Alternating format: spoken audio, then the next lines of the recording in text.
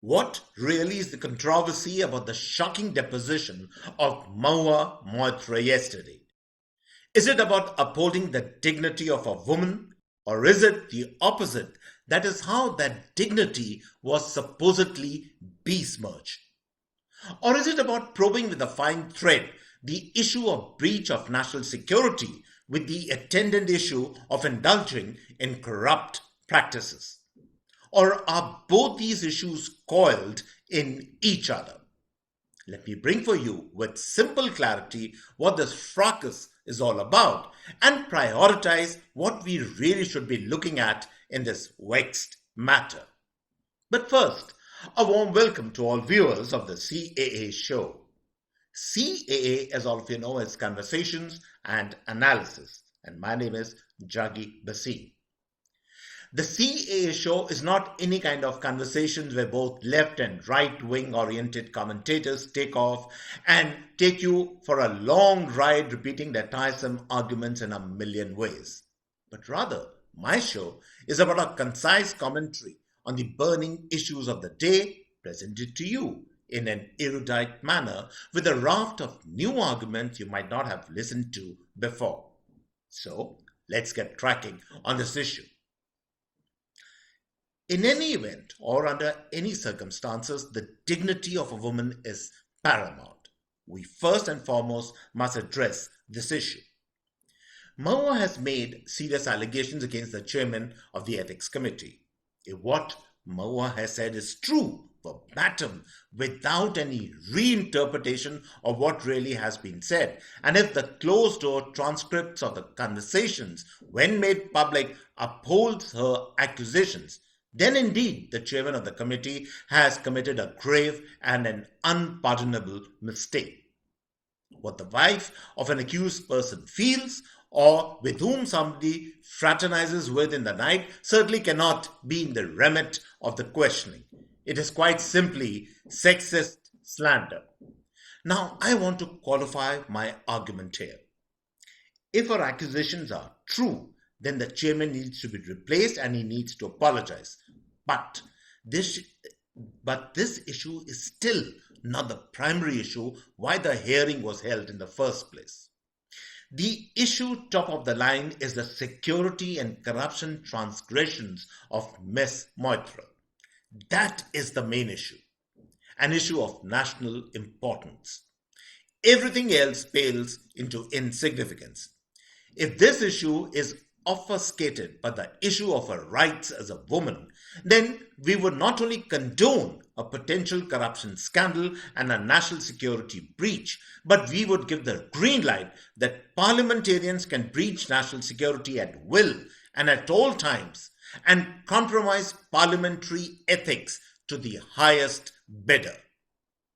Conversely, if it turns out that Miss Moitra has been indulgent with her accusations and words have been twisted by her, then a more serious issue kicks in. And that issue is that using the garb of a woman's dignity, there are individuals out there, especially well-read and conversant women, who use women's rights to manipulate situations, cover up wrongdoing, and evoke victimhood and false sympathy when they really need to be hauled up for wrongdoing. Such women are, in fact, the biggest enemy of women genuinely waging a tough battle in the workplace and at home for equal rights and justice. I will add to this argument by saying that the track record of Ms. Moitra does not certainly inspire me confidence. In the garb of an Oxbridge intonation, she has used words like harami, besharam, and the more recent pitbull dog to describe individuals and parties she does not like or agree with.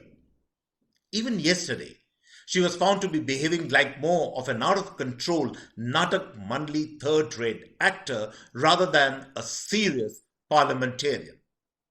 She effortlessly characterizes people as dogs, and that also of a particular kind, and in the same breath, she kicks up a storm about her own dignity. The more relevant question is the shocking ease with which she dismisses the login ID allegations. I have no idea what the rules are of sharing or not sharing IDs in the Lok Sabha, but here are some facts. Even as common citizens, we have the sense not to share our email IDs with all and sundry. A parliamentarian, to my mind, holds a position more sensitive than even a bureaucrat or a defense personnel. The nation's well being is entrusted to our parliamentarians.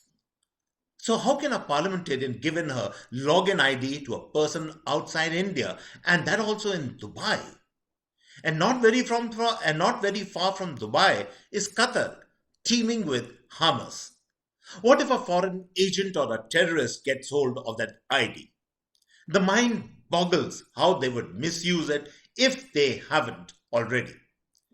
And this argument that parliamentarians regularly hand over their login IDs to their assistants holds no water. Did Ms. Moitra conduct a poll to find out the so called truth? It is like arguing that the axe murderer has not been caught so far, and therefore I have the right also to use the axe just because the murderer is absconding. The question to be asked is, are you a serious and, more important, a responsible parliamentarian? Is parliament a place for serious debate or juvenile behavior? Out of the 49 or so questions you are given to ask, almost all are on Adani. Not a single question on the welfare of our constituency.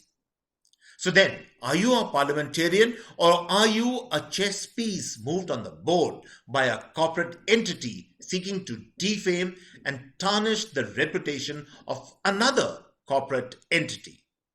And you expect us to believe that you would be doing these favors without payback and out of the goodness of your heart? And finally, a last point. The lady walks in the hearing with 3 bags in tow, showcasing that yes, I've got the gifts, and so what? What can you do about it? A gift can be a bribe, and a bribe can also be in the form of a gift. Even a single gift or even a single bribe taken establishes corruption. You have accepted you took gifts in lieu of the questions you asked in Parliament on behalf of a corporate entity. So, what does that make you? Honestly, there is no moral ambiguity in this case. The face behind the mask stands thoroughly exposed. You can use theatrics to obfuscate the issue, or else, once in your life, you can face up to the truth and not crash but uphold the dignity of Parliament. And so, on this note, I come to the end of this episode of the CAA show. I hope you really enjoyed this particular episode.